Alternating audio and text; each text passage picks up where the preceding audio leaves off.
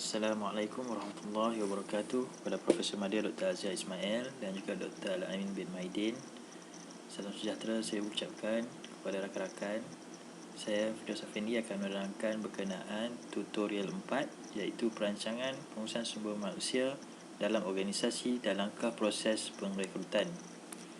Perancangan sumber manusia terbahagi kepada 5 perkara iaitu pertama pemantauan persekitaran, meramal penawaran tenaga kerja, meramal keperluan tenaga kerja, menyeimbangkan bekalan dan keperluan sumber manusia serta faktor persekitaran.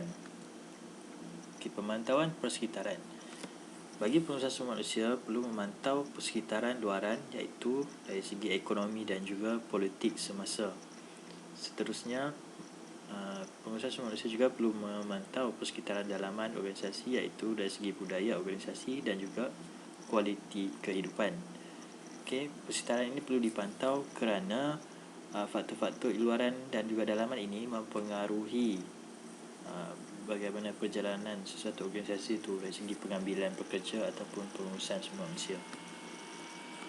Seterusnya, untuk meramal penawaran tenaga kerja terdiri daripada beberapa instrumen yang digunakan iaitu pertama jadual penstafan, analisis Markov, inventory kemahiran, carta gantian dan juga perancangan gantian. Bagi jadual penstafan ini, jadual ini adalah berdasarkan peruntukan bajet semasa organisasi dan juga padanan bilangan pekerja yang boleh ditawarkan. Bagi analisis Markov pula, analisis Markov ini adalah satu analisis yang digunakan untuk mendapatkan unjuran berapa bilangan pekerja yang diperlukan pada tahun hadapan. Pengiraannya berdasarkan bilangan staf semasa akan ditolak kepada kadar pengeluaran staf pada tahun itu. Pengeluaran ini mungkin disebabkan oleh akibat kenaikan pangkat ataupun pekerja itu berhenti atau penamatan kontrak, penurunan pangkat ataupun pekerja itu bersara ataupun akibat daripada kematian ataupun diberhentikan. Seterusnya akan menambah kepada projected inflows this year, maksudnya bilangan penawaran pekerjaan yang ditawarkan pada tahun ini dan akan menghasilkan bilangan unit bilangan pekerja yang diperlukan pada tahun hadapan.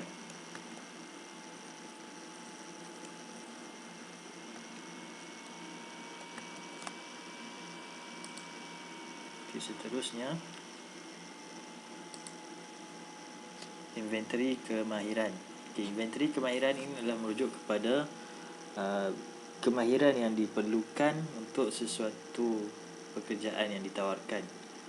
Contoh inventory yang saya tunjukkan di sini adalah inventory kemahiran berkenaan kemahiran guru, iaitu berfikir, merancang, pembudayaan, komunikasi, mengurus ICT, menyelidik dan memperoleh maklumat serta mengaitkan dan penjanaan ilmu. Ini adalah contoh inventory kemahiran. Manakala rajah di sebelah kanan ini pula merujuk kepada instrumen penilaian kompetensi bagi guru.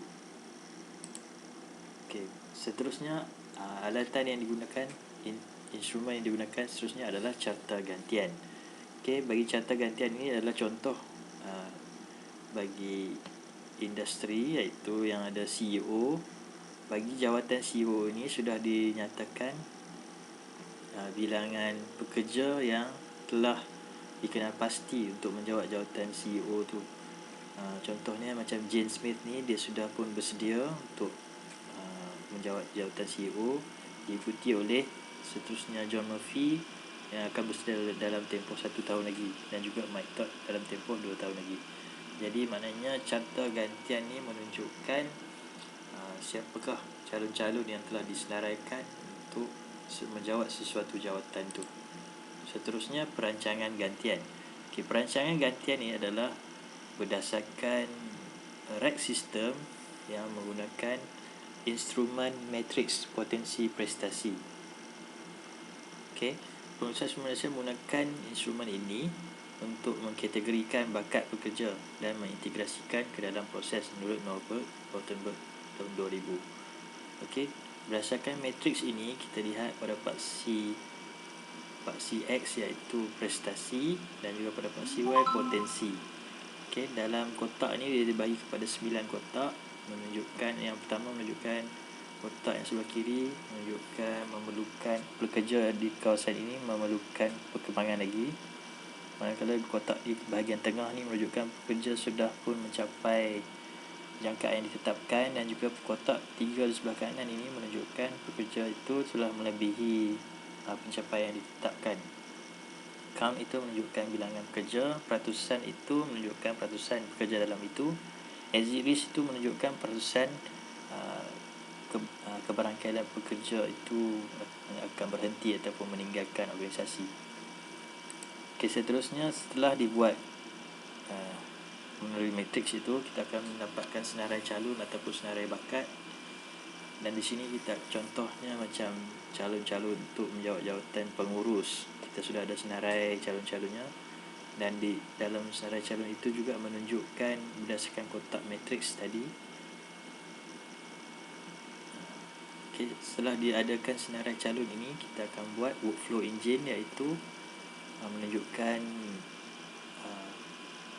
macam shortlist senarai calon yang telah dipilih untuk menjawat jawatan tu. Dalam workflow engine ni juga ada entry, maksud dia bilakah pekerja tu telah memasuki organisasi tu. Okey, seterusnya meramalkan keperluan tenaga kerja. Ada 2 pendekatan, iaitu kuantitatif dan kualitatif.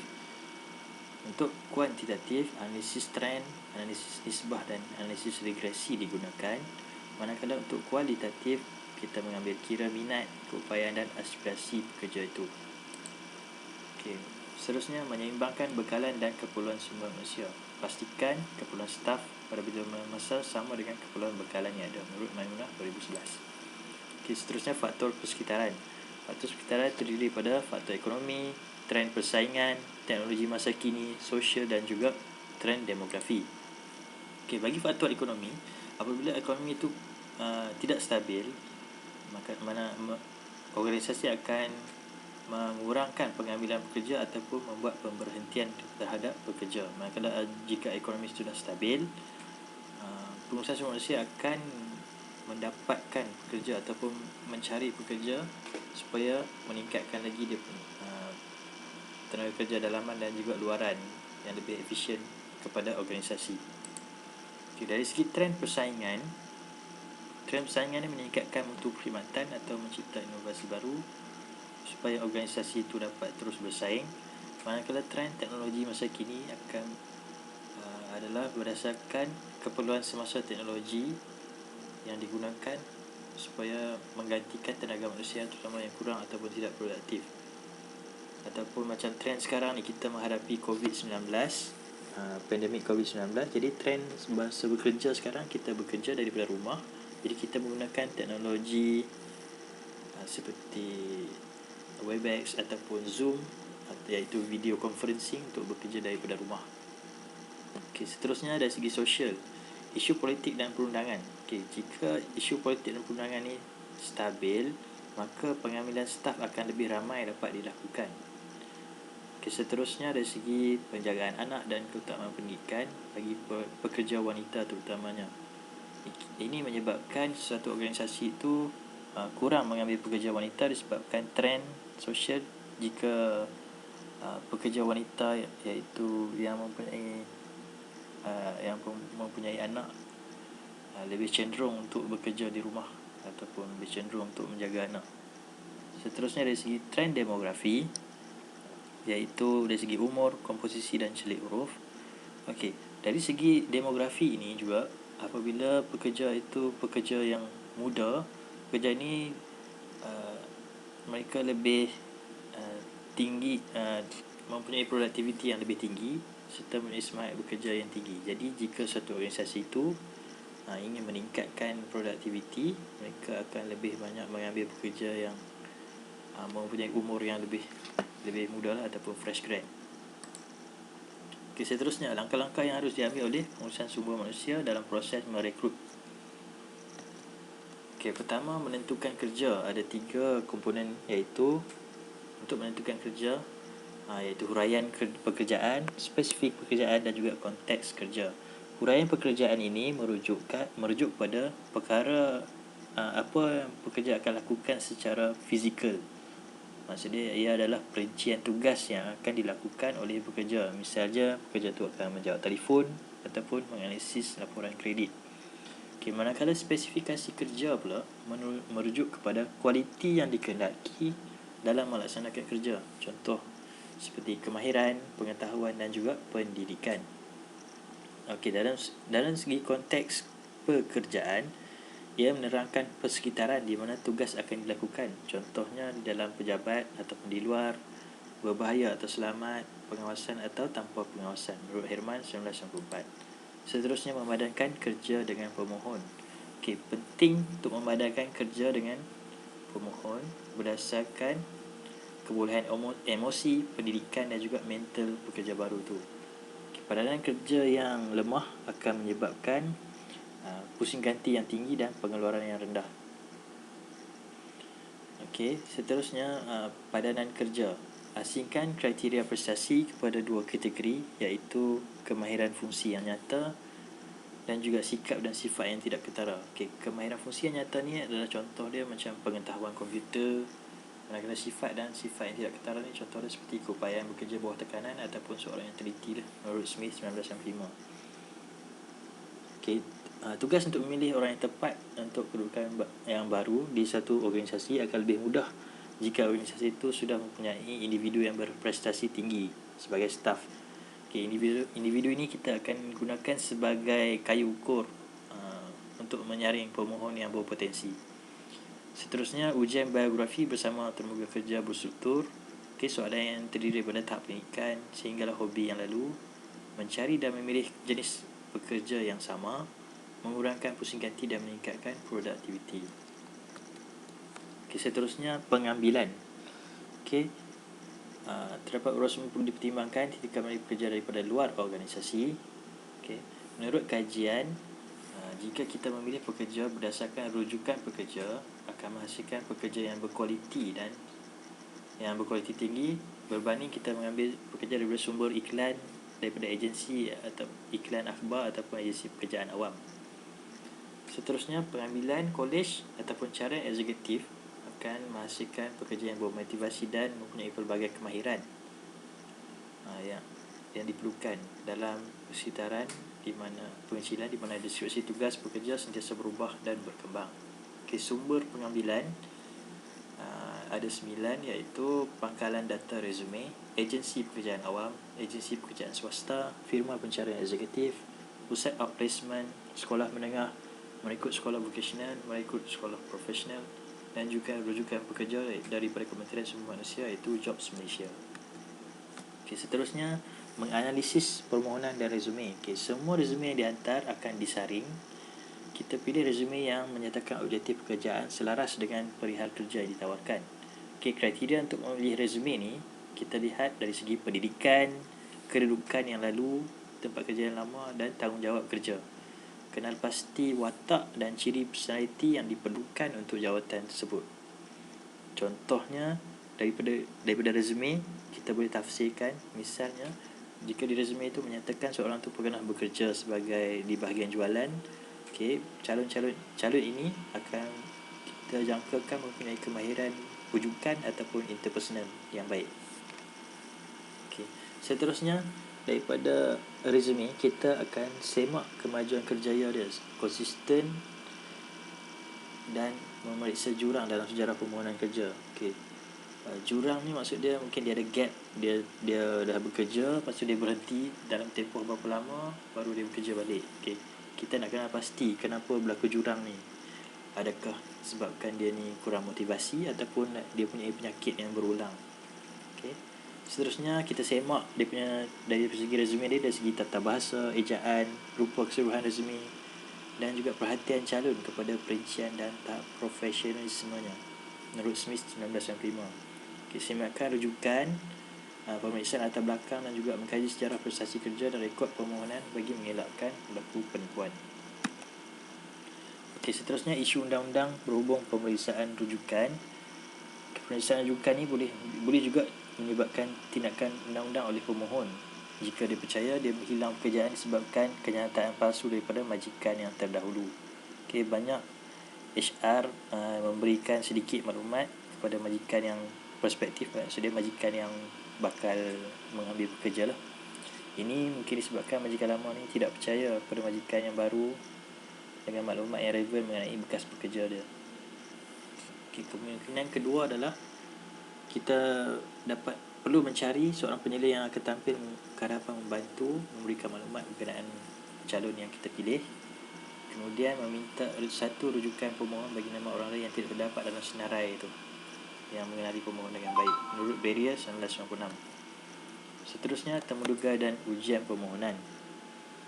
Pekerja yang berpotensi dan juga majikan perlu faham undang-undang yang dikemukakan melalui proses pengambilan ni.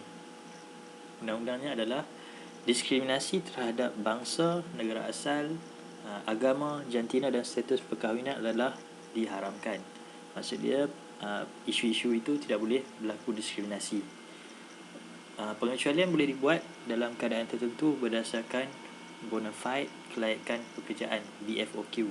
Bona fide kelayakan pekerjaan ni sebagai contoh, jika majikan tu memerlukan pekerja tu seorang wanita, contoh dia pekerja memerlukan model pakaian wanita, dia takkan dia nak ambil pekerja lelaki kan. Jadi dia dah spesifik lah di situ untuk wanita. Seterusnya, contoh bagi merekrut guru sekolah rendah, misalnya pelajar lulusan SPM akan mengikuti pertama ujian bertulis, ujian kelayakan calon guru. Yang pertama ujian bertulis, ujian kecergasan fizikal. Setelah kedua ujian tu dilakukan dan mereka lulus, baru mereka akan melalui sesi temuduga. Bagi contoh merekrut guru sekolah menengah pula, bagi lulusan STPM atau setaraf perlu menjalani ujian inventory pemilihan pendidikan Malaysia ataupun METC. Jika lulus, baru akan melalui sesi temuduga, dan jika berjaya, baru pelajar mereka akan diserahkan masuk ke universiti. Dan setelah itu, bagi mendapatkan penawaran pekerjaan, mereka akan ditawarkan pekerjaan oleh Kementerian Pendidikan Malaysia. Semasa berkhidmat di Kementerian Pendidikan Malaysia, mereka akan melalui satu temuduga lagi, iaitu temuduga oleh Suruhanjaya Perkhidmatan Pelajaran. Lepas lulus temuduga itu baru disahkan jawatan. Untuk sesi temuduga, menurut Herman, beliau berpendapat temuduga ni tidak boleh dipercayai disebabkan faktor-faktor berikut. Yang pertama, kesan konteks. Yang kedua, isyarat. Yang ketiga, membandingkan apple dengan oren. Keempat, kekurangan kemahiran mendengar. Kesan hello, kesan giliran temuduga dan juga stereotip. Kita tengok satu-satu. Kesan konteks ni merujuk kepada persekitaran fizikal semasa temuduga yang boleh menjejaskan penghakiman penemuduga. Contohnya, tempat yang tidak selesa ataupun bising. Dari segi isyarat pula, penemuduga sering memberi isyarat dari segi bahasa badan. Contoh macam jawapan diberi calon tu salah ataupun betul. Calon yang bijak akan dapat mengeksploitasi lah ataupun mencari jawapan selainnya supaya dia dapat beri prestasi yang lebih baik lah. Seterusnya, membandingkan apple dengan oren. Jika bertanyakan soalan, penemuduga bertanyakan soalan yang berbeza kepada untuk setiap pemohon, maka mustahil lah untuk membandingkan jawapan pemohon tu sebab soalan dah berbeza. Seterusnya, akibat kekurangan kemahiran mendengar. Mungkin penemuduga tu terlalu banyak bercakap sehingga dia tidak cukup masa untuk mengumpul maklumat calon. Seterusnya, kesan hello. Menilai pemohon berdasarkan semata-mata satu bidang kecakapan. Dan berikutnya, kesan giliran temuduga. Calon yang terakhir mungkin tidak akan diberi perhatian sama seperti calon yang pertama atau pertengahan akibat keletihan ataupun kebosanan di pihak penemuduga. Dan seterusnya, dari segi stereotip, dari segi jantina, bangsa dan juga bias terhadap umur boleh mempengaruhi penilaian penemuduga terhadap pemohon. Menurut Herman 1994. Jadi penyelesaian untuk disebabkan temuduga ni tidak boleh dipercayai, cara penyelesaiannya adalah mengadakan temuduga yang berstruktur. Maksudnya kita menyediakan satu set soalan yang telah disediakan. Jadi soalan-soalan yang ditanyakan tu akan sama untuk setiap setiap calon lah. Okey, berikutnya adalah ujian. Dalam konteks perniagaan, ujian yang betul adalah satu perlindungan terhadap undang-undang diskriminasi. Kenapa? Sebab ujian yang ni akan diambil yang sama dan markah yang ada dapat dilihat oleh hakim dan juri menurut barrier. Okey. Ada 4 ujian. Yang pertama, ujian yang selalu digunakan adalah ujian keadaan. Ujian keadaan ni kita nak cari ciri-ciri personality seperti kemahiran kognitif, iaitu penyelesaian masalah, kerja berpasukan dan orientasi perkhidmatan atau pelanggan. Okey, contoh ujian keadaan yang boleh dibuat adalah calon akan diminta menonton video satu siri peristiwa dan kemudian dia menerangkan macam mana tindak balas yang dia akan buat dalam situasi tersebut. Seterusnya, ujian personality. Ujian personality ni kita nak mencari calon yang serupa ataupun sifat dia sama dengan kita punya pekerja yang sudah ada hasil output yang tinggi. Okay. Seterusnya, ujian personality ni sah di sisi undang-undang sebagai keperluan kaitan dengan pekerjaan menurut Suruhanjaya Peluang Pekerjaan Samarata EEOC. Okay, seterusnya ujian kejujuran. Okay. Pada zaman dahulu ujian poligraf pernah digunakan dan sejak itu ujian poligraf ni dilarang penggunaannya untuk ujian kejujuran. Okay, seterusnya ujian psikologi digantikan dan digunakan untuk mengesan orang yang tidak jujur. Okay, contoh ujian kejujuran ni dinamakan ujian kejujuran pen dan pensel. Contoh yang popular adalah Minnesota Multiphasic Inventory Personality MMPI. Seterusnya ujian dadah. Okay, daripada 4 juta pemohon yang diuji, 12% adalah positif dadah. Ujian dadah ni digunakan bagi mengelakkan masalah yang berlaku di tempat kerja lah jika pekerja yang mempunyai masalah dan penagihan dadah ni diambil bekerja. Okay, seterusnya memilih pemohon terbaik. Okay, setelah semua calon dibuat ujian, ditemuduga, kita senaraikan kekuatan dan kelemahan setiap calon berhubung dengan skop kerja. Seterusnya kita take note, ambil nota daripada resume, temuduga, ujian dan semak rujukan peringkat proses. Okey, jika calon itu kita tawarkan, dia akan jawab ya ataupun tidak. Jika dia menjawab tidak, kita kena pasti kenapa calon itu menjawab tidak. Mungkin disebabkan calon itu mendapat tawaran balas daripada majikan semasa. Maksud dia, majikan yang semasa dia bekerja ni menaikkan gaji ataupun memberi tawaran yang lebih baik, menyebabkan calon ini menolak. Jadi kita kena pasti tu. Jika calon menjawab ya, okey, proses pengambilan pun selesai. Tugas orientasi yang betul dan latihan akan bermula. Okey, strategi yang lengkap untuk mengambil pekerja ni adalah berdasarkan keputusan kolektif dari segi temuduga, resume, pengalaman kerja, ujian dan rujukan. Dia bukan hanya daripada satu elemen saja kita boleh ambil seorang calon pekerja tu. Okey, jadi sekian, terima kasih. Assalamualaikum.